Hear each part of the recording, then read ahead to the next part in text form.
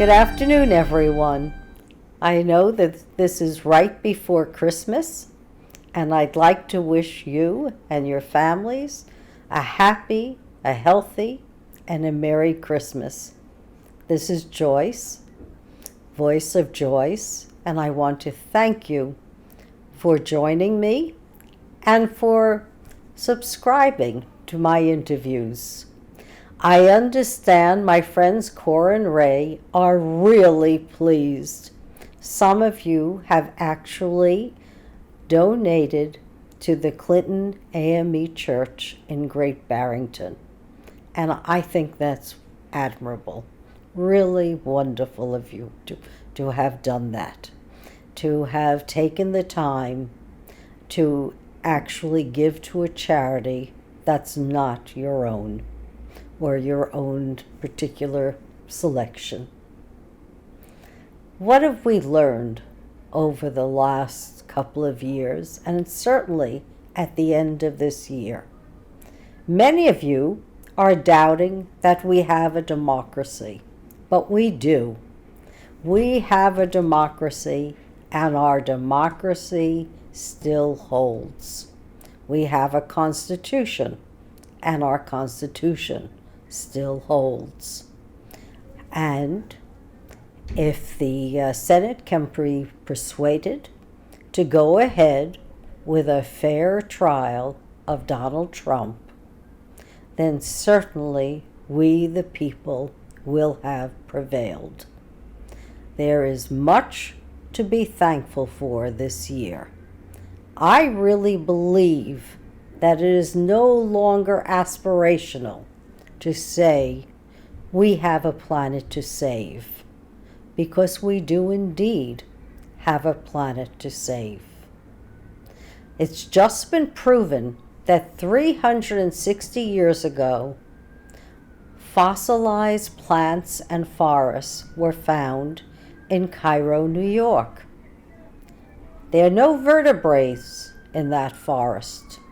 There are no mammals. The dinosaurs did not appear on Earth until 150 years later. But one thing is notable with no man on the forest and no birds and no fish, is that there are also no ice caps anywhere. So anyone who's applauding the lack of ice on our planet should think again, because look at what's happening in southern Australia. They're burning up. They've never had fires like they've had before. So weather is changing, and look at what's happening all across America. 197,000 people have died in 2017 from pollution. That's unacceptable and totally avoidable. It is only because corporations who make toxic products have lobbied this new administration to deregulate our air and water regulations.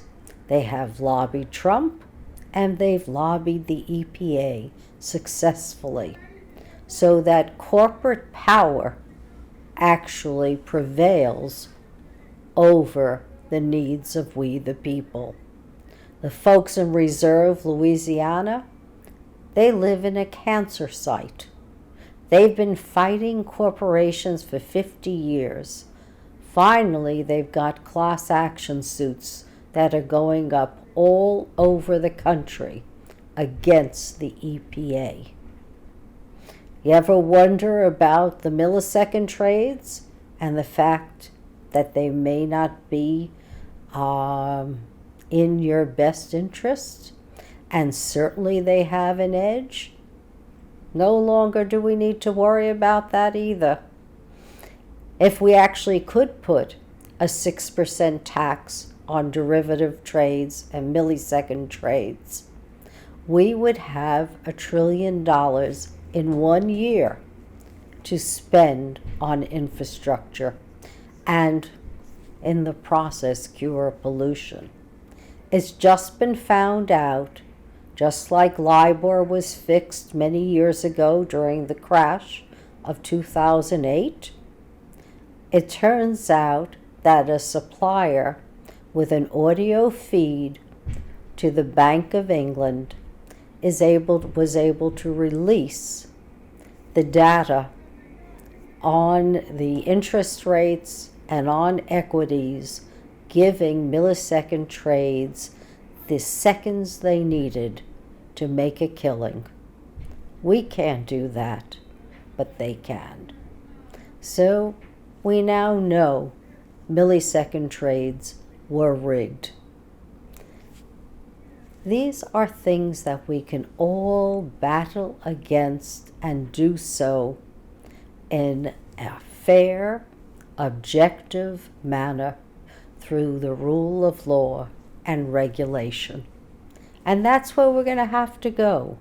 We're going to have to go back to common sense regulations and thank people who have the mega bucks and the foresight to do impact investing, like the Rockefeller Fund is doing, the Ford Foundation on Moral Justice is doing, the Financial Times and Moral Money. All of them are encouraging impact investing. Investments so that you have an impact on the environment positively, on our society and employees positively, and on corporate governance positively. The future for capitalism will be better than it is now, because when people have a living wage, they spend it. And they're happy to spend it because they have pay and they have dignity. One of the things that this administration is not talking about is that almost 250,000 people have lost jobs in manufacturing this year because of the trade wars, and also because corporations have gone offshore. 14,400 of those jobs could have been prevented from going offshore. Those folks could have maintained their jobs with a famous executive order. Trump merely could have stated, if you do business with the U.S. government, you cannot close your plant in America. You must keep employing American labor. But he didn't use an executive order for that. He uses executive orders to further whatever personal policies he has, or whatever personal policies encourage and make it easy for governors and corporations to make a killing on our backs. It's happening now in Wyoming. Warren Buffett, and full disclosure here, I own Berkshire Hathaway stock. I've owned it since 1994. I've traded in it, but I am proud of Buffett today. In his largest entity, which is an energy holding company, he is divesting of coal in Wyoming and another state. And by doing that, he's going to go strictly renewable energy, solar, wind, and battery storage, right in the same places, so that you can hook up to an electric grid easily, because you've got the solar power or you've got the wind power, and then you've got the capacity to store that energy. And because he's doing that, the governor of Wyoming is going to sue Warren Buffett's Pacific Corp to maintain the coal jobs that are in that state. He doesn't seem to realize, the governor of Wyoming, or doesn't want to realize, that there'll be twice as many more jobs in renewables once Buffett does this. So again, where are people's loyalties? They're not to a new world, a new order. A lot of them are hanging back with what was old and what was tried and what was done. But if you're like me, I don't like waking up every day and knowing exactly what lays ahead of me. For me, the adventure is in not knowing. I want to be able to experience whatever it is that's out there for that day, because that's what makes life exciting. So don't be scared, anyone. I'm hoping the worst is behind us.